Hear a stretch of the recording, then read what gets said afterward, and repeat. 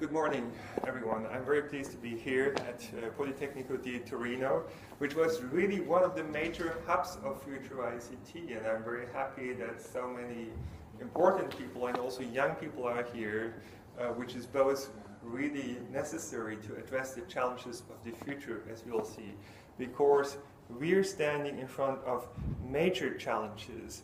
Climate change is just one of them, one of the global challenges that we are facing. But the financial crisis is another one. And you've just seen the outcome of the stress test yesterday. So 25 European banks are in a difficult situation. They have to improve their concept. And in fact, altogether, the Eurozone is still not very stable. And it's not so clear how to get back into a good regime. Then we're also facing wars in different areas of the world, and we are confronted with Ebola and other diseases. So these are all global problems, and somehow they're not ready-made recipes to address them. So it requires science in the first place in order to come up with solutions. So it takes you and us to come up with those solutions that we need in the future. And the question is, why are we suddenly facing so many really difficult and global problems? And one of the reasons is that systems can behave in an unstable way, in particular complex dynamical systems as we have them in our economy, in our society. A simple example is pedestrian flows, and here we can basically study and understand what's going on when many people interact with each other. As you can see here, in many cases we find a beautiful self-organization, a separation of the opposite flows, as if the invisible hand was there to create order, to coordinate the people. But sometimes it's not working out well, as we see on the right. This is the love parade disaster that happened in 2010 in Duisburg, Germany, and 21 people died. More than 500 were injured, although nobody wanted to harm anybody. So how can these things happen? Well, here is another example that makes things a little bit more clear. People are trying to drive in a circle here, and it doesn't seem to be a difficult task. But we'll see that within a few seconds there will be an emergent traffic jam. It's here already. And we don't get rid of this damned traffic jam anymore. I've seen quite a few here in Torino too. So the question is, why is this happening? You know, if you would ask people, they would probably say, well, there was a stupid driver in front of me who didn't know how to drive. But there is a mathematics of traffic jams, and we know that if the density increases beyond a certain threshold, then the distances of cars become under critical. I mean, a small perturbation, a small variation in the speed can amplify because the next driver is responding, but with a delay, and you have to compensate for this delay. You do that by braking a little bit harder, and the next one arrives and has to brake even harder. So there is a chain reaction. And as a result, we end up with a situation that nobody wants, which is a traffic jam. So even though we have good technology here, we have apparently all the information that we need, and everyone has the best intentions, things go wrong. And this is a characteristic feature of unstable systems or of systemic instability. And we've seen it also in the financial system, and we're seeing it in many other systems. Like war is also something that we can consider to be the outcome of instability. So we need to understand much better how these instabilities come about. Once we understand it, we can fix it.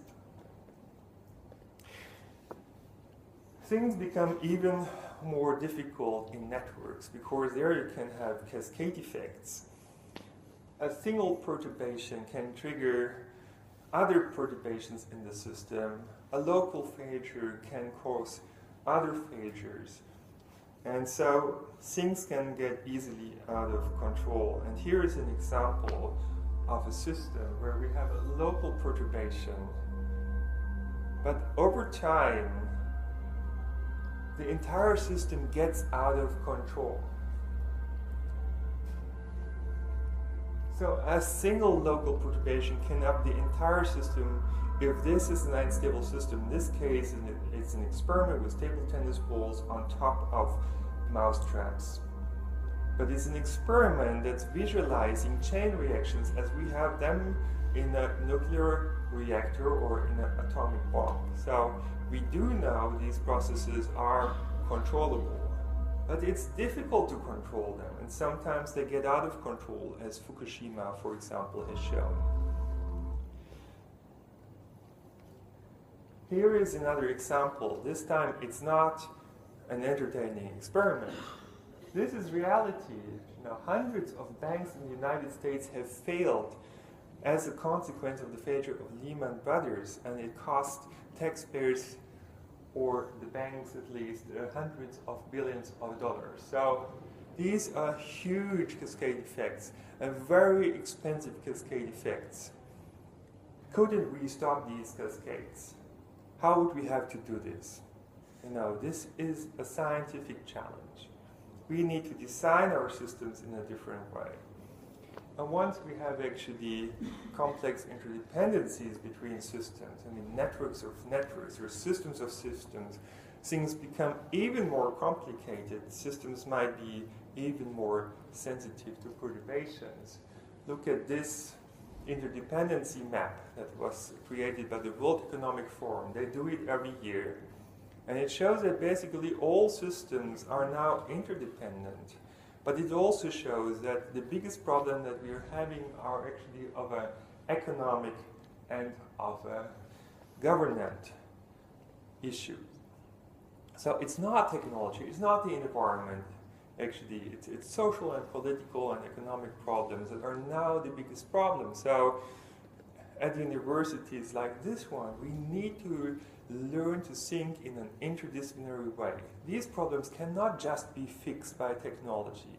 We need to understand how people decide, how companies interact, how systems interact. So we need to think out of the box. And moreover, there is another challenge that we're confronted with.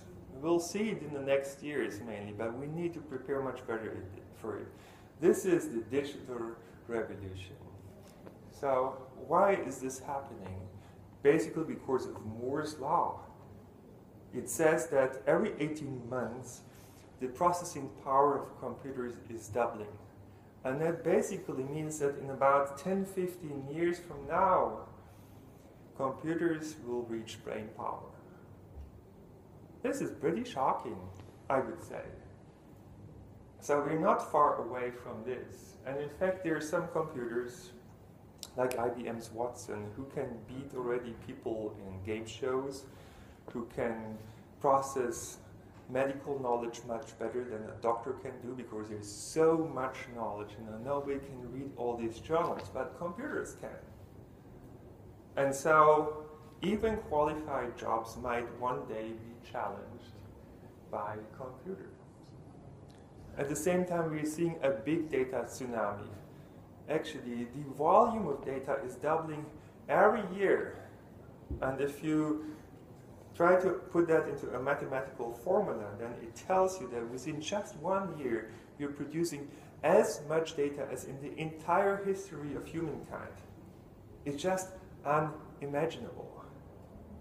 It's unbelievable, almost. Now, what will that cost? So, certainly, some classical companies will be challenged, such as Kodak. Kodak actually holds most of the patents on digital photography, but they haven't been able to transform themselves quickly enough. Same thing with Nokia. And many other companies, Microsoft and Yahoo are not doing so well, actually, So even big giants in the IT industry are challenged by this incredible speed.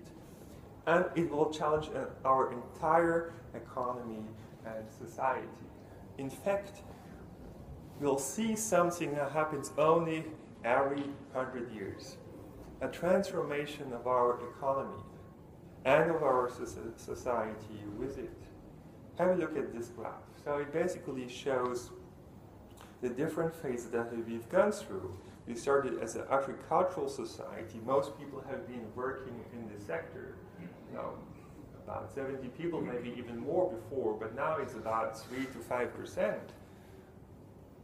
Then the steam engine was invented. Industrial revolution came about. Yeah, that caused a lot of problems, but eventually it created jobs. You can see the yellow curve over here. We are already beyond the peak. We're down here, and with robots and computers and algorithms, about 50% of these jobs will be lost as well.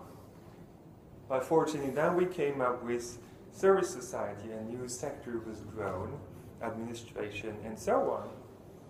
And this is the green curve. So this was filling some of the jobs, but now this is saturating too. And most likely, as many experts now say, we'll lose 50% of jobs in the next 10, 20 years too.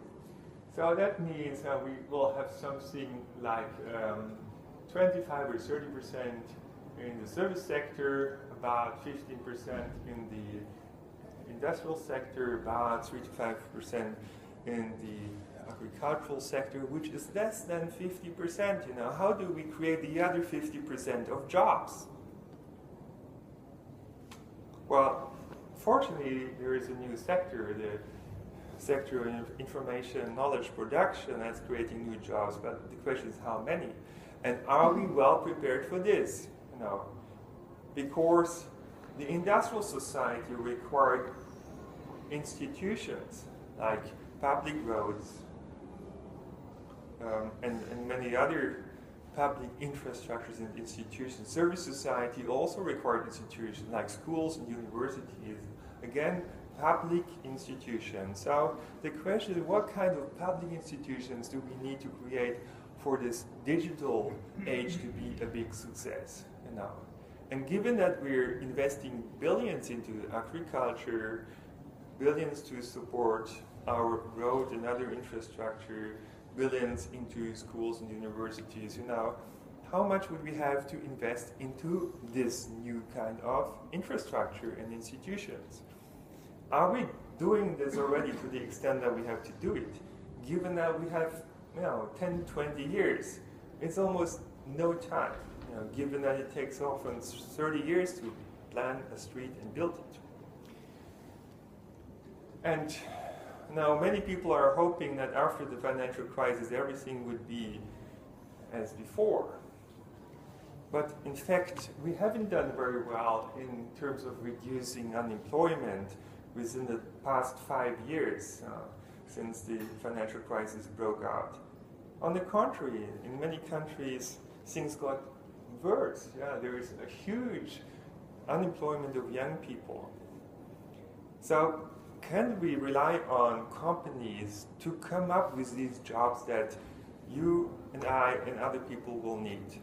Or do we need to come up with a new approach? We have to think about it. And we need to prepare for transitions in the world. So what might happen is that Africa is now eventually turning from an agricultural society into an industrial society. China might turn from an industrial society into a service society. And our societies, like also United States, Canada, Japan, Singapore, and as I said, Europe, they might turn into digital societies. And what would that mean? It's not so clear, but we really have to think about it. Because we don't want to be surprised. We cannot afford to be surprised. We need to prepare. So we need to create better compasses for decision makers. We need to have better information to base our decisions on. And fortunately, we have now much more data about our world, so in principle it's possible to build these compasses, to measure not only GDP per capita, and we can do that more or less in real time, using satellite images, measuring light emissions and so on, so that can be used as a proxy, for example. Could also measure education, health, environmental conditions, social capital, like trust, solidarity, but also we can measure happiness. And sometimes it doesn't take a lot of money to make people happier, so we need to learn these things. We need to create maps that show us change in the world, and through courses we need to have maps that show where the resources are and who uses them. We need to have real-time financial risk maps. We need to understand how international tension comes about and spreads and where. We need to know that in advance. We need to have time for diplomatic efforts to avoid wars, as we're seeing them more and more. We need to have tools to predict the spreading of diseases. And in fact, some of this is happening already. So my team is working on these things, but I often feel we should have more capacity. We need to have more bandwidth, really, to be able to cope with this incredible speed at which our world is changing. We can also measure knowledge production and spreading. Where do we invent things? Where is our invention consumed? So green is the most innovative areas in the world. And you can see, of course, the west and east coast of the US, and some of Europe is doing pretty well.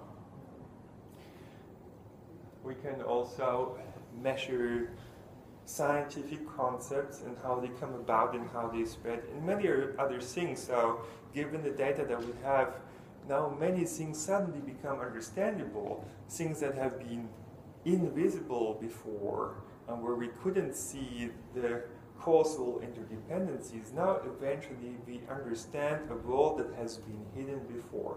It's a little bit like the times when people have invented telescopes and microscopes and suddenly could understand how diseases come about and also understand to cure them. So once we have this understanding, and once we see the emergence of conflicts or crime or financial crisis, we might be able to cure it before these societal diseases break out.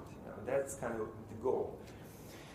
And I think this is possible, and this is worth our effort. We really need to spend an effort on these things because it's important for our societies, It's not just science. I mean, it's very exciting science, but this is a tool that we need to address the challenges that our society is facing. And I think nobody can really doubt this. We can also map culture. Look how a culture spread in the United States after America was discovered. So culture fills the entire space. It starts at the East Coast and eventually travels up to the corners at the West Coast.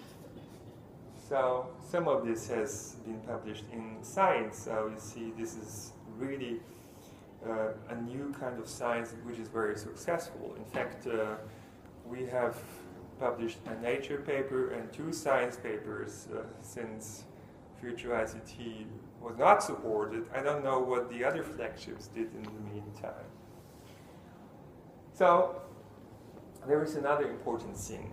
We need to learn to manage complexity, and we can do this with explanatory models. So we have been working on models for traffic flow and congestion. In fact, it's surprising how many different kinds of congestions do exist. It's like a zoo of different congestion patterns. And we can understand them with theoretical models, even analytical models. And this understanding has actually implied new kinds of fighting congestion. And I will show you an example later on how we do this. We came up with models for blackouts in power grids. We came up with models for conflict in the Middle East. So this is certainly one of the problems that's worrying people in the world. And what we did is we developed a data-based agent-based model. And in the end, after calibration and validation, we could look into so-called counterfactuals. I mean, different kinds of political scenarios. So it becomes possible now to decide about the implications of these political scenarios and take more qualified decisions and have a better basis for the decision making. We looked into a number of political scenarios, by the way, not just this one. We've also been looking into this issue of the resilience of European gas supply. That was published just in the right moment, but we were actually starting this study 2 years ago. One of the major obstacles was to get access to the data, so this is something that we need to work on, to open up data, to allow scientists and maybe also citizens to make a contribution to solving the world's problems. We need data for this. So we should create an alliance of universities exchanging data to promote this kind of science. Now also, spreading of diseases has become a very up-to-date subject with Ebola. And some time ago, Google Flu Trend was invented, which was claiming, okay, we can nowcast. We can say approximately how many people are infected. And how do we do this? We're looking into the search queries. How many people say, okay, I have a headache, I don't feel well, I have a fever now, or look for certain kind of diseases and so on. So from this they would estimate the number of people who are ill. And it has been claimed to be one of the major success stories of big data analytics. But recently, this came under fire, so it's not working as well as it should be, but instead there is a better method that combines some data with models that allow us to understand and map the spreading process. So look at this. These are data from the World Health Organization. It's a collaboration with Dirk. And what you see is that there is a wide scattering of these data points that suggests that it's really bad to predict anything in the system. In fact, if you look at the spatial temporal patterns of infections, then it doesn't really make any sense. So you would give up if you would just do a data-based analysis. However, the reason for this chaos in the spatial temporal infection pattern is that we have now that much global air travel. So if we take into account this mechanism, we can define an effective distance. So airports that have a lot of travel between them are close in this effective distance, and other places that are maybe geographically closely located but don't have much air travel might be relatively seen much more distant in this effective distance. And with this effective distance, we get very intuitive and simple spreading patterns, in fact a circular spreading pattern, from the point of view of the origin where this disease emerged.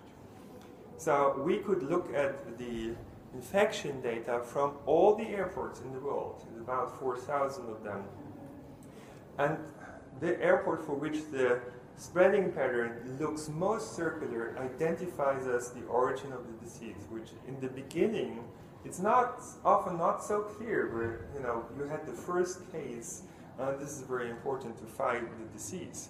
But once you have identified the origin and taken together with this circular spreading pattern, you can actually now predict this flu wave. You can say, okay, most likely these cities will be hit next, and then those cities and those cities, and that means we can actually decide where we need to put maybe limited medical resources in order to effectively contain the spreading of a disease. So now you can see also there is this linear dependency, so things become predictive. And it has led to one of the first Ebola prediction tools. Dirk was offering actually this to the public, and it was very important to make the public aware of what's going to come and to help us prepare ourselves better. Now, there's another important thing, which is distributed control. So let's go back again to these curves. I said before, within 18 months, we have a doubling of processing power. The blue curve shows this. And then every 12 months, we have a doubling of data volume. So that's the green curve. So the question is, what does it imply?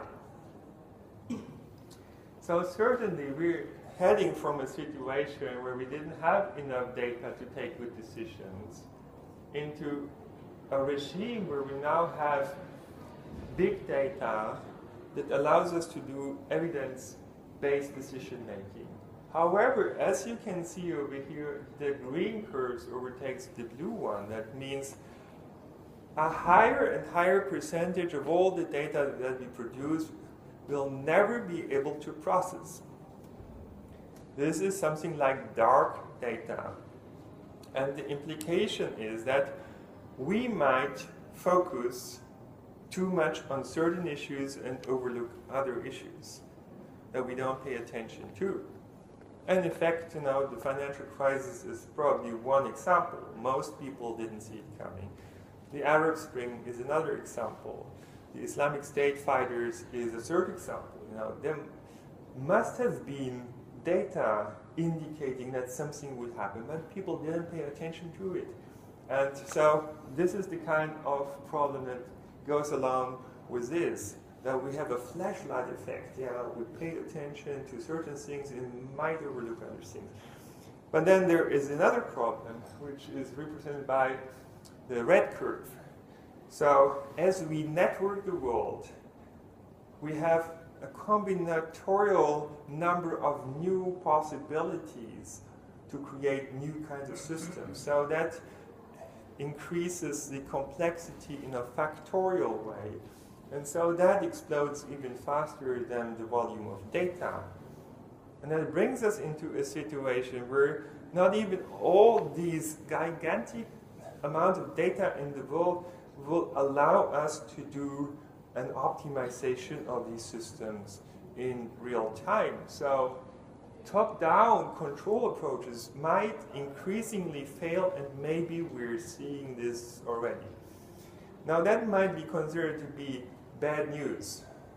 But on the other hand, there are other possibilities to create order in these systems, namely by self-organization based on distributed control approaches. And in fact, the larger the level of complexity in a system, the more autonomy we would need on the lower levels of the system in order to reach our goals.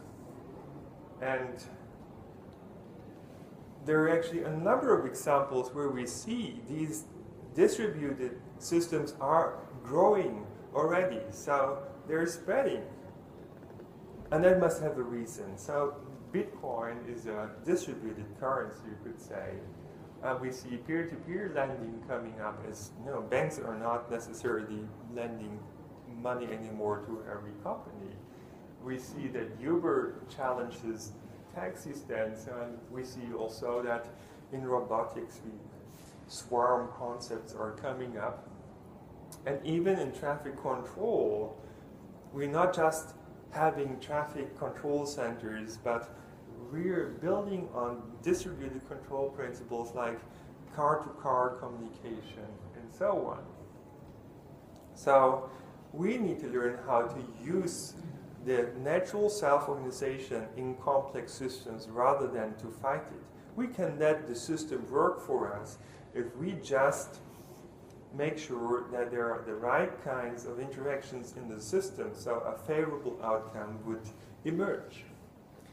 And that means to go away from this over-regulation concept. It's like if you want to describe every single detail, how to do it in a system, it's like an IKEA description, how to build your shelf or your furniture, and you know, there's always something going wrong, you know, so there is another way of doing things, is to come up with institutions and infrastructure that would guide people to automatically do the right thing, to take more effective decisions and actions.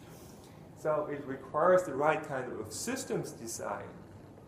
And as you can see over here, self-organization can work surprisingly well. This is not the most modern country, but even though we have this enormous diversity on this road, you see that most of the time people don't have to stop. And there is a reason for it. The reason is the design of the system. We have a unidirectional flow over here. We have an opposite unidirectional flow in the back. And we have a small buffer in the middle that allows everyone to adjust the speed such that there would be a gap at the time when you want to cross. So it's a simple design principle. You just need to come up with the right kind of design and things will work out. Now,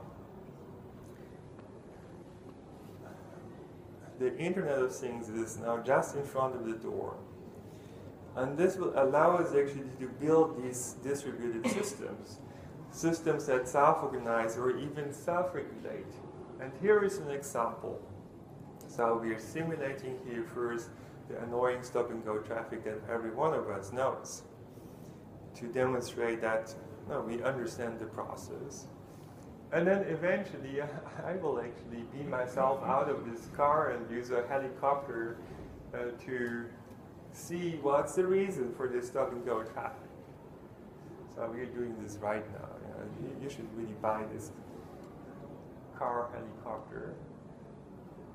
And what we see is that there is an on-ramp, and this on-ramp tries to, some people try to get in on the freeway, but while they're doing it, it causes small perturbations in the flow on the freeway. These perturbations are amplified, and eventually that causes stop-and-go traffic. Now we turn on what we call a traffic assistance system. It works as follows. Each car is assumed to be equipped with a radar sensor. The radar sensor measures distances and relative velocities and then drives the car automatically. We did that 7-8 years ago, long before Google was talking about self-driving cars. But the main point here is the system has been created in a way to produce collective effects, not just more comfort for the individual driver, but this is increasing the stability of traffic flow and also the capacity, and that's why we can get rid of the traffic jam over here. So we did that together with Volkswagen. Now the question is, can we also come up with better solutions for urban traffic flow, which is more complicated because of the network interdependencies? And that's looking to 3 different kinds of organization, okay? So one is top-down regulation. We assume to have a traffic control center, and this is trying to collect data from all over the city, and then based on this to come up with an optimal control schedule and implement it in a top-down way, like a benevolent dictator. We're trying to do the best job for everyone. Let's see how well that works. The other thing is we have a homo economicus approach, where basically each intersection is acting autonomously and strictly trying to minimize the travel times of those cars that are approaching that intersection. And mathematically not very complicated, so this can be done. Every intersection just tries to do the best it can do. And the third one is a similar approach, but whenever a queue of vehicles grows beyond a certain length, then we first clear this queue before we go back to the minimization of travel times. Why? Because we don't want to have spillover effects. Okay, so we can call this other regarding because we pay attention to what might happen to the neighboring intersection. So what we see here is as the capacity of the intersection is used more and more, the Q lengths go up. Yeah, for the top-down regulator, the more or less linear increase, and it looks like a reasonable dependency. But let's see how well actually the homo economicus approach would do. Yeah, the selfish optimization, local optimization or self-organization is much better, much shorter queue lengths. And we can say, wow, Adam Smith's invisible hand is working there. It's producing emergent coordination, much better results, as our market economy is doing much better than a planned economy. Yeah? So this is basically the same effect here. But what we see here, suddenly there is an explosion of the queue length, and this self-organized coordination breaks down. It doesn't work anymore. Yeah? As also the financial crisis came, although people saw the invisible hand would avoid such a thing. So there is a parameter regime where Adam Smith's invisible hand fails. But we can make the invisible hand work if we just pay attention to the externalities, to what is the impact of our decision making and our actions on our neighbors and our interaction partners. And then you see we are better all over the whole range of utilization. So the interesting thing is that bottom-up self-organization can outsmart optimal top-down control. You wouldn't think so, and the reason is that traffic light optimization is an NP-hard optimization problem. So even for a city as big as Torino, it cannot be solved in real time. Yeah? And we have a lot of variability in the system all the time. That means it's a hardly predictable system. The queue length could be 10 cars or 20 cars. There's a lot of variability. So basically, a typical traffic situation is not representative for what's really going on in the system. But a lot of systems today in our globalized world are of this kind: complex, quickly variable, hardly predictable, and difficult to optimize. So in such systems, we need to have a new approach. We have to go towards a flexible adaptation rather than attempting to do top-down control, which is not working so well, as we have seen. And if we do this, then we get wonderful green waves in the system. So wonderful self-organization. And this is very encouraging. And in fact, we did a pilot study for Dresden for a much more complicated network. And it turned out that this created benefit for all participants. So for public transportation, for individual drivers, but also bikers and also pedestrians, and the environment too. So we need a paradigm shift here to come up with better solutions. Now, Torino could largely benefit from this approach. And I'd like to say that self-organization can work in social systems too. And sometimes people say, okay, this is interesting, but these are relatively simple technological systems. Our society is much more complicated. Yes, this is true. But still, there is evidence that we can also use similar principles to create social order. So, for example, Nobel Prize winner Elinor Ostrom has shown this. Yeah, she did empirical studies in Switzerland and elsewhere where she showed that self-governance can be efficient if just a suitable set of rules is applied. It depends on the rules. That's what we have seen all the time. So we need to have the right interaction mechanisms. Otherwise, we have congestion, crowd disasters, financial crisis, war, conflict, crime, and all these kind of things. Yeah? So this is what we need to learn: how to come up with the right mechanisms such that the systems would self-organize in a favorable way. And one of the social mechanisms that can actually support social order in a globalized world is reputation. Reputation systems are in fact spreading very quickly all over the internet, and it must have a reason. Obviously, it's good for us. It's in fact good for buyers and for sellers. You know, buyers get a better service, a better product. You know, they can trust more the shop where they buy.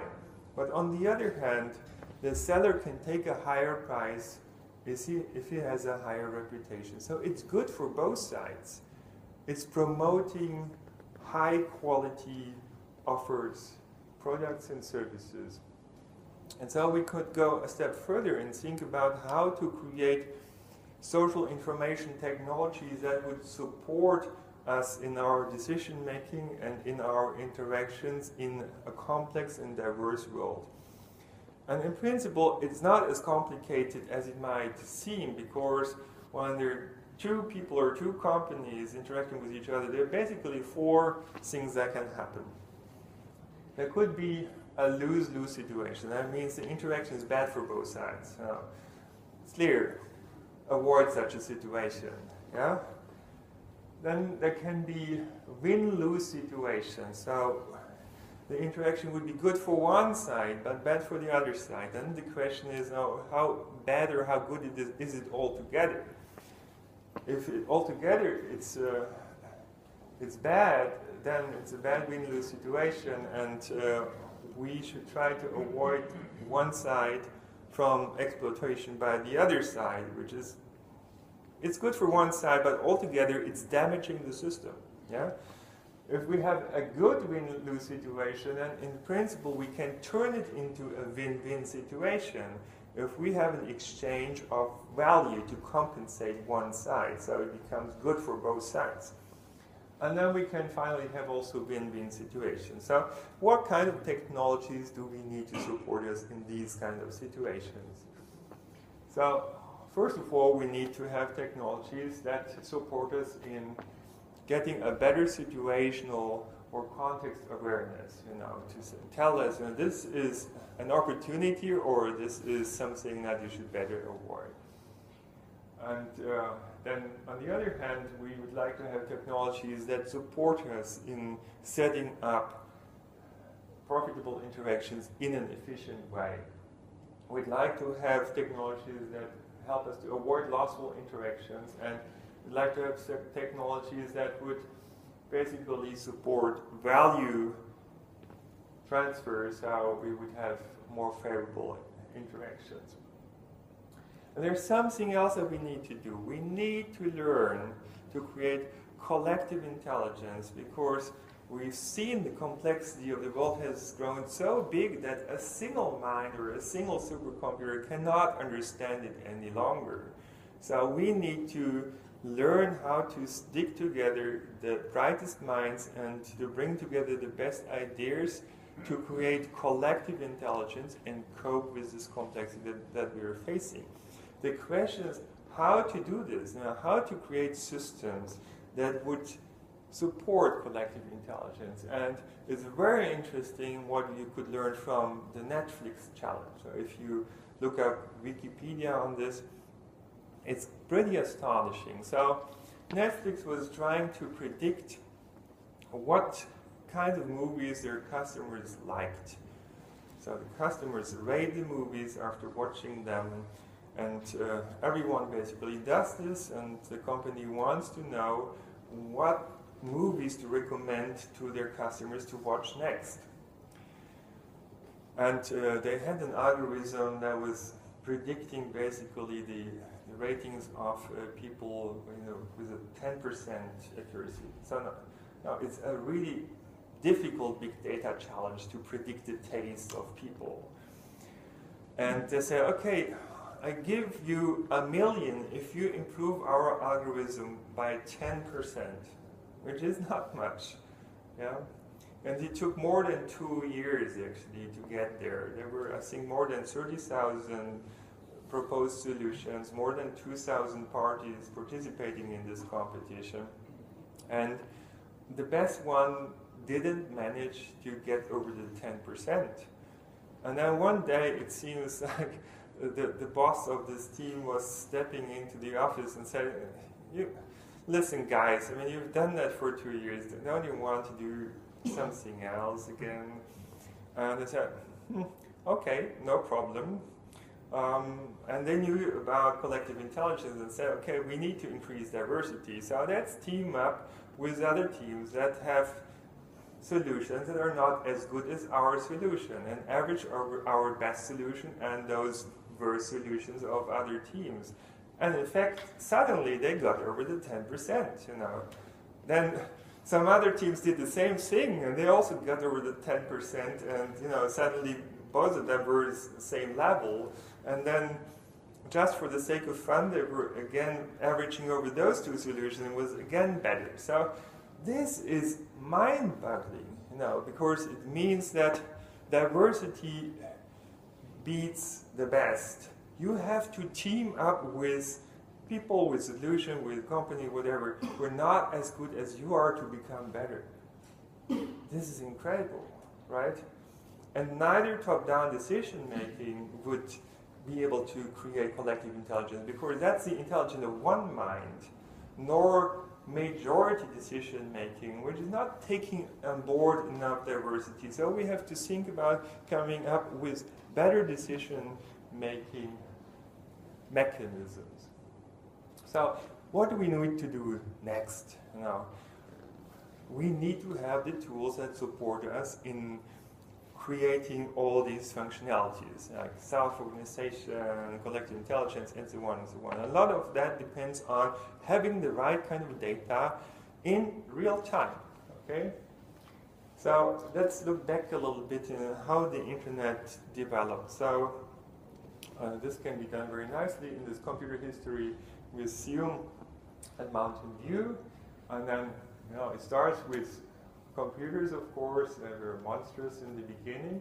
But then people started to network those computers. It was first a military network, ARPANET. But fortunately, it was soon opened up to create an open internet. And that basically enabled all the wonderful things that we're having now. Then Tim Berners-Lee came up with the HTTP protocol, and that allowed to connect different web pages with each other, and it opened up the internet for non-experts. So suddenly this could become a commercial space, it became a huge new market and created opportunities for everyone.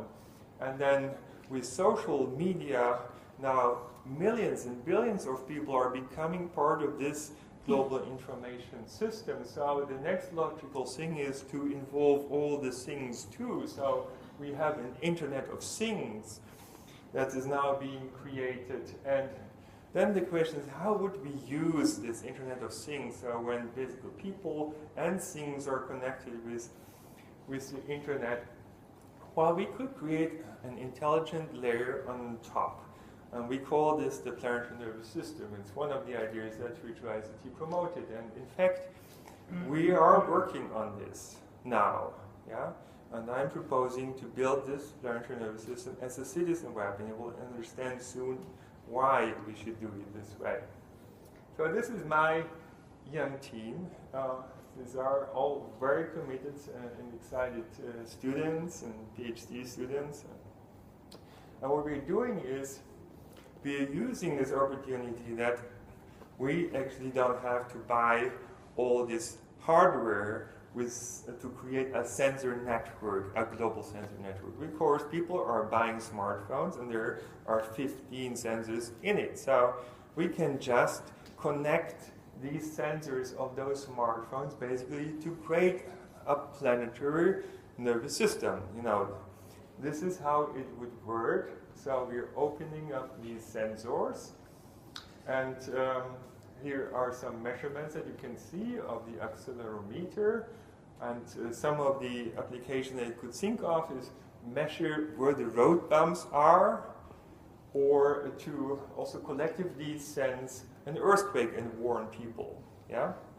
This is just one example, and shows you that we're not trying to spy after individual behavior, but we're engage into collective measurements that are protecting privacy, but still give us valuable information. So one thing we could also do is use all the pictures that people are taking and putting to the internet to create a 3D picture of our world. And this has been done for Rome and other places. We see the places of the photographers and where the cameras were pointing at. Taken together, it allows you to reconstruct this place in 3D from your desk at home or in the office. But now, how to build this system? Well, certainly we need to have a system that we can trust. And this requires that we pay attention to privacy, that we give people ownership over their data, that we make sure that there is an informational self-determination implemented into the design of the system. And in fact, OpenPDS is going into this direction, so we are planning to use it. And of course, we're not just getting data from people's smartphones, but we're trying to grow an excited community of people who are willing to share some of the data, and they decide, which of the data they'd like to open and how. And this would be a system for everyone. So we want to create options and opportunities for businesses, for politics, for science, and for the citizens. So opportunities for everyone.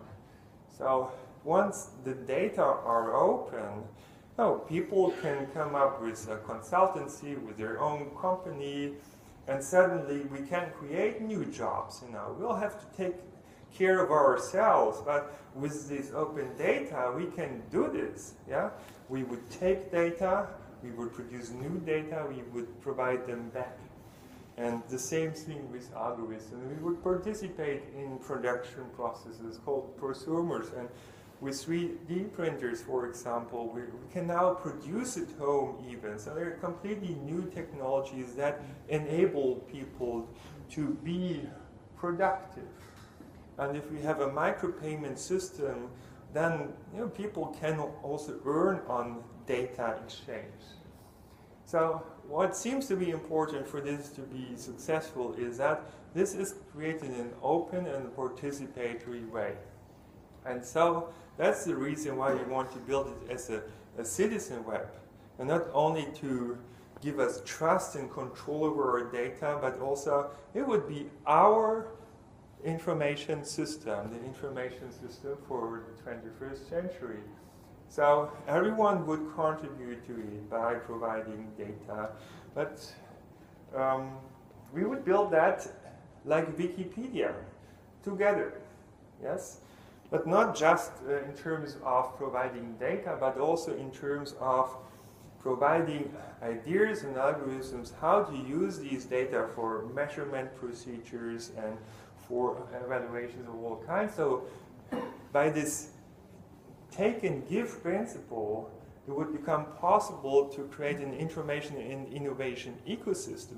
The more people take and give, the more possibilities are opened up. So this is really going to create an explosive growth of opportunities for scientists, politics, business, and the citizens, So there will be an infinite amount of possibilities suddenly. And what is very important to reach all these citizens is it will be interesting. It will be fun, in fact. So this is what we're trying to do. We're trying to gamify this.